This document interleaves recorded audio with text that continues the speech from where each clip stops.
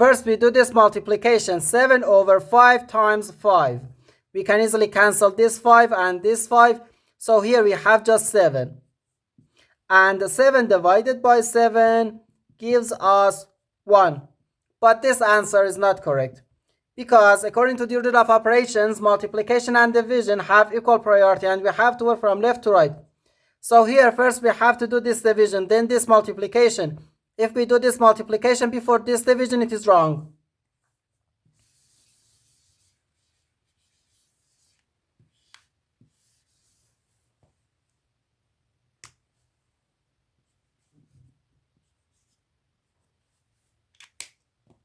So first we have to do this division. 7 divided by 7 over 5.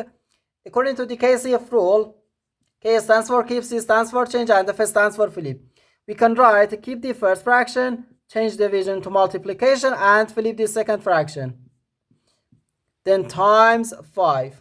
So 7 times 5 over 7. We can easily cancel this 7 and this 7. So here we have just 5. And the 5 times 5, which gives us 25. And this is our final answer to this problem. The correct answer is 25.